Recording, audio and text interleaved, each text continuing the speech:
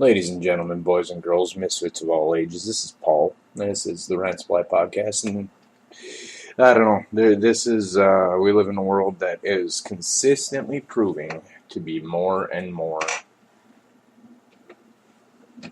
of a Twilight Zone, freaking alternate reality universe compared to anything logical, moral, or reasonable. I'm going to start out with a couple things here. First thing that I want to talk about really quick is the whole Israel and Palestine and Iran and everything else. First off, we need to remember when it comes to Israel, when it comes to Gaza, when it comes to Iran, that has Israel made all of the right choices in its history? No, it certainly hasn't. The state of Israel has oftentimes been overly reactive, killing protesters for no real good reason. However, you have to look at it as a whole. You have to look at the reality of why Israel has chosen to go the route that it's chosen, why it's chosen to defend its walls with lethal force. And it's because historically, Palestinians have used crossing that border as a means to then kill Israelis. Suicide bombings especially. And then the Palestinian Authority, Hamas, has paid handsomely the family members of these animals. I'm going to use that term because it's just so much fun right now. And we'll be going to the Trumpsters' use of that term in a few minutes here, but just staying on this. Palestinians and Iranians do not believe, well, Hamas anyway. I won't say all Palestinians. That's incorrect, and I wanna nip that in the bud right now. But Hamas and Iran do not believe that Israel has a right to exist, especially when you're looking at Iran. When you have people on the left especially, and I hate talking about the left, I hate talking about Democrats, everything like that, because it sounds so politically biased. And to a degree it is. I won't lie about that. It is politically biased because I'm so disgusted by the left's twisting and manipulation of facts right now, and manipulation of very obvious truths. That I don't know how else to describe the demented mentality that goes along with it other than a demented mentality.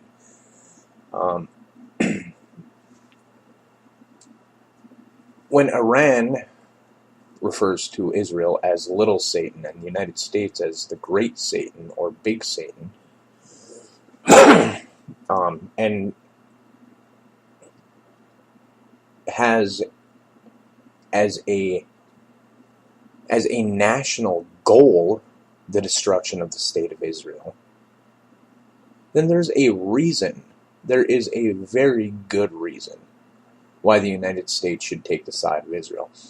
Should we applaud at or get behind everything that they do? Absolutely not. That doesn't make any sense. I mean, excuse me. If you're a patriot of any nation, and you're the leadership of your nation at any time behaves in a way that is counter to what your nation stands for, especially the United States, which this is no disrespect to any other nations.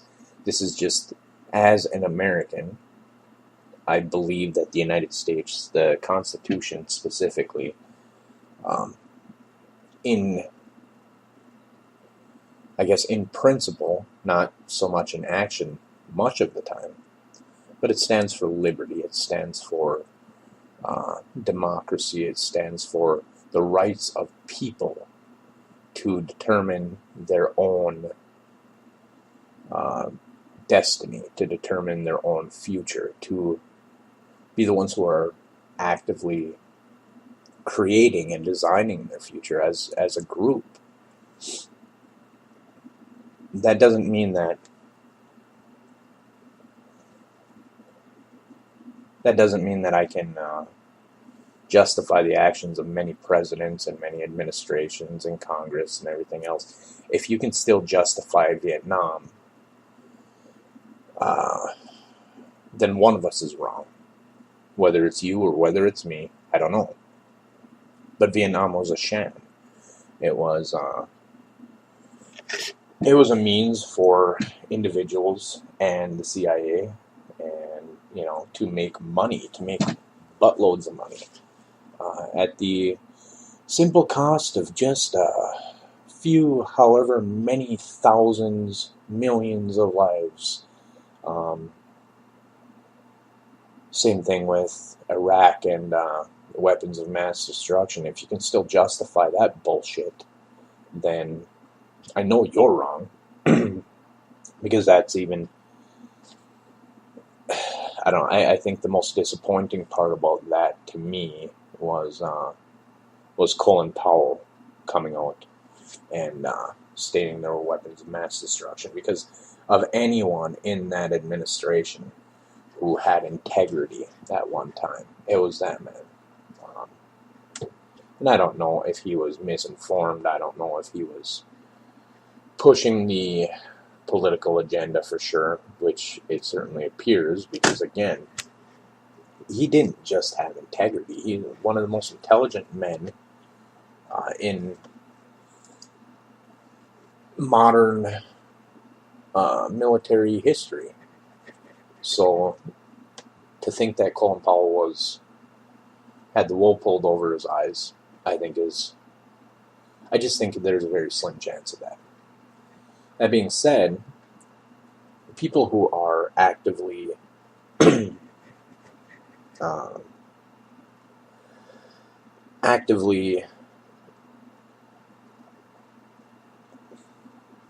speaking against Israel, in favor of Hamas, in favor of this Iran deal, was always shit.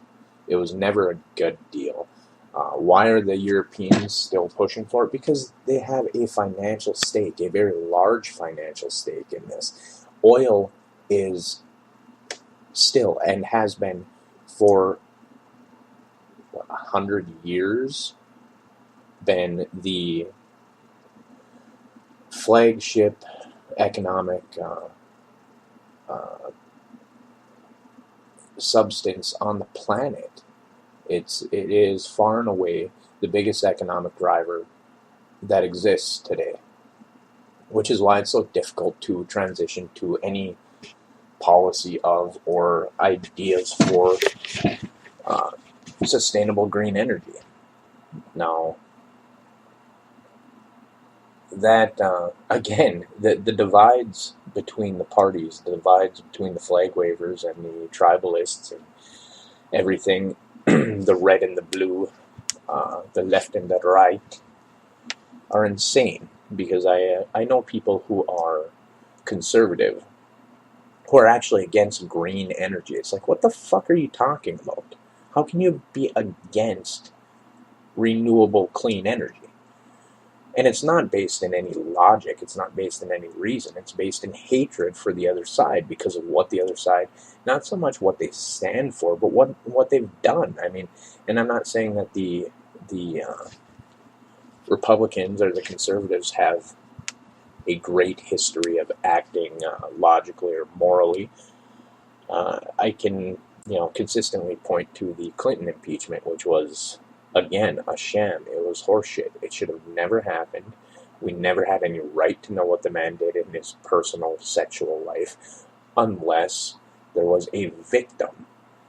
If there is a victim, if the president is committing a crime, when there's a victim, like, say, Eric Schneiderman, where there's, 4, and an elected official, if they are actively victimizing other people for their own sick enjoyment, yeah, okay, there's definitely an argument to be made that that should be public knowledge. But in the Clinton case, that wasn't a victim. I mean, it was whatever. It doesn't matter. But it's the insanity of the left now. So I just wanted to talk about that quick first. If you do not believe that Israel has a right to exist, then you should defend Iran. You should defend Hamas. But if you believe that they have a right to exist as a nation, then shut your mouth. Seriously. It doesn't make any sense for you to defend. It's the twisting and the turning that is crazy to me. Now, like I said, I can get behind the idea. Like I'm a Jim Dore fan, and I can get behind the idea that Israel has overreacted on numerous occasions. But on the day of the embassy opening in Israel, which was this week, and you had protesters protesters in Gaza who were attempting to cross the barrier, cross the border. Well, the Israeli government was very active in warning against this, and there was a reason. I mean, you got to understand, there was a very good reason for that. It's not just that they were defending their own people, which every government has a right to do, has a right and a responsibility to it. Is the ultimate responsibility of government to defend its people. So there's not just that. That's not the only reason why they were so trigger happy in that situation and why they were so active in warning against any attempts to cross that border, which is, it's barbed wire and everything else. I mean, it's pretty gnarly. You can, there's many videos with it. It's a gnarly place to try to cross, but the foreign dignitaries that were there, I mean, Trump's family was there. Ivanka and Jared Kushner. And there were many United States politicians there. Pompeo, I think, was there. So Israel had not just their standard, we need to protect our citizens as a motivator. Could you imagine what would happen to Israeli and American relations if something had happened to Ivanka? I mean, Jesus, it would have been absolutely catastrophic for relations. So it doesn't come as any surprise to me that the Israeli forces were, like I said, they were trigger happy, but they also warned the Palestinians, do not attempt to cross. And they had increased their efforts in doing so.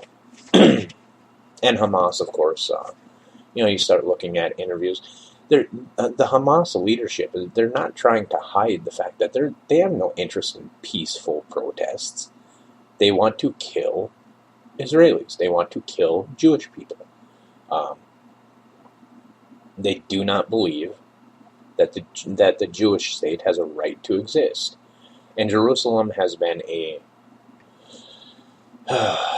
powder keg, I guess, would probably be the best term to describe it for, oh my good God, thousands of years, because every major religion believes that they have a right to Jerusalem. Israel has had, throughout the history of Israel, they have claimed Jerusalem as essentially the center of their homeland. That is their capital. That has always been their capital. And Israel and Palestine